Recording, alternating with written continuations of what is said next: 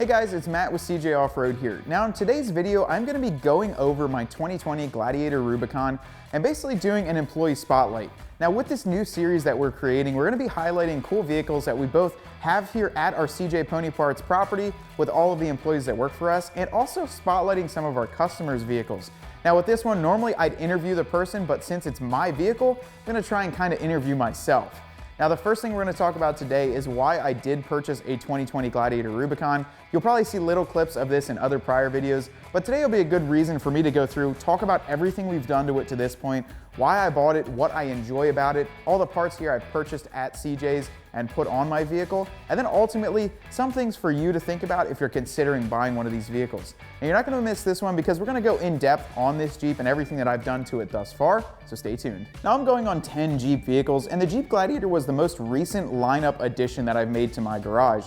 Now perhaps the biggest reason that I've moved on to a Gladiator is because I'm getting much more into the overlanding scene. I've had the rock crawler, I had the JL Hemi, my JK two-door that was on a full long arm kit and could really go anywhere. But I'm really getting into that more camping and overlanding and just more of an adventurous lifestyle to be able to hold everything I need in the truck, in the back of it, and to be able to tow my overland trailer a little bit easier. And I gotta tell you guys, it is a lot easier than having a JL and trying to stuff it into the back of there. I do miss the JL and how short it was compared to the Gladiator.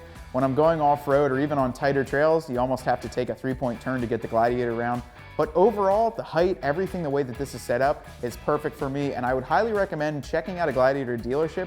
If you have a JL or you're thinking about one, at least go in and take it for a test drive. You won't regret at least trying it out. For the build on this one, we decided to go strictly overland as I mentioned before. Now as far as suspension, we decided to add a Clayton 3.5-inch Overland Plus suspension kit. Now we don't currently have it on the website, but look forward to it in the next few months as we have a great deal and a great partnership coming with a brand new company. And we're super pumped to release all the video and all the products for this, as well as all the other vehicles that they make them for. Also a set of the Black Rhino Prim wheels, and these are a 17 by 8.5 with a nice back spacing to really get it tucked underneath.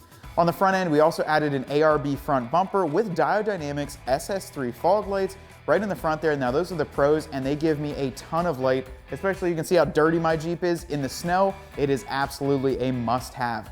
I also added a Warn VR Evo Series winch on the front. Now I did go with the 12,000 pound to help me get a little bit more power. Finish that off with the Factor 55 Pro Link on the front there too to make it a lot more clean. Now up on the windshield, we also added a set of the Diode Dynamics SSC2 lights. Now these have the amber backlight and we finished them off with a nice set of diode brackets.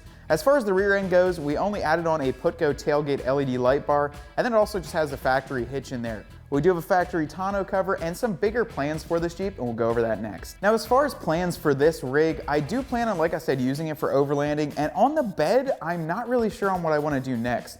There's a couple options when it comes to bed toppers, and that's honestly where I'm starting to lean, either an RLD or an RSI Smart Top on the back there to really get some more space in the rear, maybe throw on a decked system or the Mopar trunk storage kit for the back end of the bed, or go crazy and make this thing a flatbed. Now, I've talked to a few different manufacturers and actually trying to work something out to see if they can get one designed for this and then truly make it an almost Australian looking overland rig. Those are some of my kind of way out there plans for this. But as far as the rest goes, I do want to add on a set of side steps. I've been noticing lately with my wife, she's going in and out of it, and it's a little bit tricky. We have company come over, we have friends get in the back, and yeah, it's not that easy to get into it now that it's lifted up as high as it is. I do also want to add a snorkel onto it and probably an MBRP or something of the like exhaust onto it. Make it a little more throaty, but for right now, it sounds pretty good just being stock rolling down the highway. Especially on those long trips, it's pretty nice to just sit in the cab and not have to hear the droning of an exhaust. But if you go with a good manufacturer like MBRP or AWE, you're definitely not going to have to worry about that. Well guys, that's going to be a wrap on this one. Now with this being said, this is the start of a brand new series for us, and it's really fun for me to go and check out all the off-road builds that you guys have on the market or just, enjoying every day. If you're local here to the Harrisburg area or even want to make a drive up, for us to do a featured spotlight on your vehicle, definitely drop your comment below, maybe put a little bit more about your vehicle, and I'll reach out to you personally and we can get something worked out. We love to check out all these builds, especially if you bought some parts here at CJ's, and if it's your first time checking in and you want to get ready to build your off-road rig, definitely check cjponyparts.com for all of your great off-road gear.